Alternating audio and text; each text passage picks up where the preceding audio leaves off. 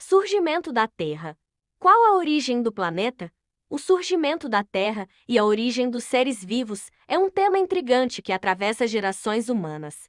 Afinal, os seres humanos buscam utilizar a razão para compreender o universo. Então, qual seria a resposta para a criação do planeta Terra e de todos os seres vivos que aqui existem? Acompanhe a explicação científica mais aceita para o surgimento da Terra. Trata-se de uma teoria com pontos já comprovados em laboratório, enquanto outras partes não puderam ser reproduzidas ainda. A ciência está sempre em evolução e, pouco a pouco, novas informações são descobertas. Além de entender a cronologia e eventos envolvidos no surgimento da Terra, veja mais informações sobre a estrutura interna do planeta Terra, sua relação com o tectonismo e os relevos encontrados nos continentes. Vamos lá! Como foi o surgimento da Terra? A teoria científica mais fundamentada e aceita atualmente propõe que há dezenas de bilhões de anos, o sistema solar era constituído apenas por minúsculas partículas de gases e poeira que, devido à diferença de massa, descreviam uma órbita ao redor do Sol. Esses materiais microscópicos surgiram a partir de um grande evento cósmico que liberou muita energia. É o Big Bang, uma explosão de intensidade altíssima que ocorreu há mais de 13 bilhões de anos. A partir de então, esses pequenos fragmentos de matéria começaram a realizar interação. As massas maiores atraíam as menores, o conceito principal da força de atração gravitacional. Foi assim que os diferentes corpos espaciais se construíram, como os asteroides e até os planetas. Início da Terra e resfriamento. Então, aproximadamente há 4 bilhões de anos, iniciou-se a história da Terra. Durante muito tempo era apenas uma grande massa quente e aglomerada de partículas de tamanho microscópico.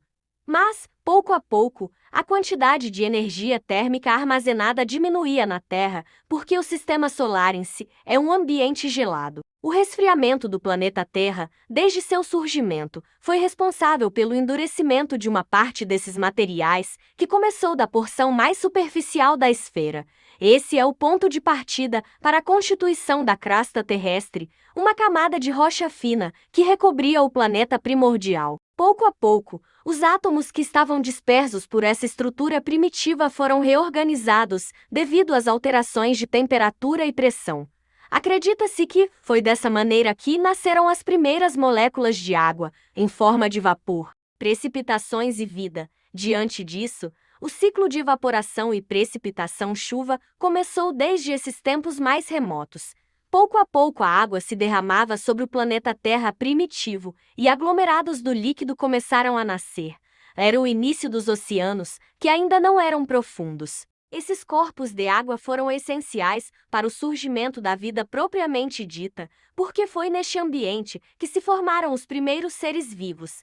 A união de matérias, a presença de ácidos nucleicos e a fabricação de energia por processos bioquímicos foi o ponto de partida para os procariontes e depois os eucariontes, que se tornaram maiores aos poucos. Diante do ambiente que estavam inseridos, a partir de informações genéticas e seleção natural imposta pelo meio, as estruturas dos seres vivos ficaram mais complexas. Segundo os pesquisadores, esse processo de transformação e desenvolvimento de espécies foi longo, de forma que a distância temporal entre os primeiros seres vivos e a espécie Homo sapiens é de mais de 3,1 bilhões de anos. Estrutura interna da Terra. Desde o surgimento da Terra, sua estrutura passou por modificações, até ao que conhecemos atualmente, que pode ser resumido em 3 camadas principais: crosta, manto e núcleo.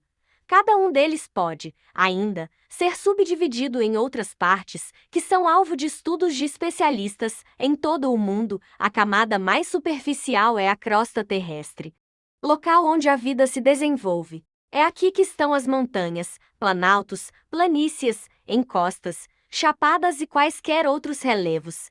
Em relação à dimensão do planeta, é uma camada fina que abriga tanto terras secas como todo o arcabouço que sustenta os corpos de água, como os rios e oceanos. A próxima camada, de fora para dentro, é o manto terrestre. Trata-se de um espaço preenchido por um material viscoso e muito quente, conhecido como magma. Essa pasta pode se deslocar na estrutura da Terra, o que gera a movimentação das placas tectônicas, como pode ser expelido para a superfície da crosta, como acontece nos vulcões. Por fim, a camada, que fica no centro da esfera terrestre, é o núcleo. É o material mais quente da estrutura, com cerca de 3.000 graus Celsius. Sua composição é dada por materiais de ferro e níquel, o que faz associação com a existência de um campo magnético terrestre, que permite a criação de bússolas. Tectonismo e surgimento da Terra. Como você viu, o surgimento da Terra aconteceu de uma forma que existem diversas camadas com temperaturas e propriedades diferentes dentro do planeta. Nesse cenário, o magma torna-se um grande foco de estudo devido à sua influência sobre as placas tectônicas.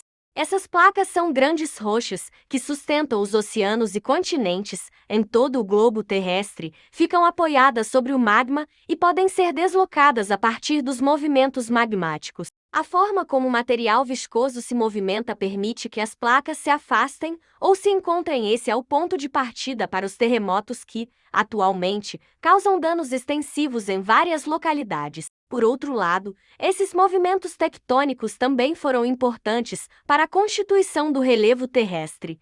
À medida que os choques acontecem ou que os vulcões entram em erupção, uma quantidade de magma se deposita na superfície e se solidifica, formando novas rochas. Um exemplo clássico do tectonismo como formador de relevo são as montanhas do Himalaia, que nasceram a partir da colisão entre as placas indiana e eurasiática. À medida que esse choque ocorria, uma quantidade de magma foi expelida e endurecida devido à diferença de temperatura imediata.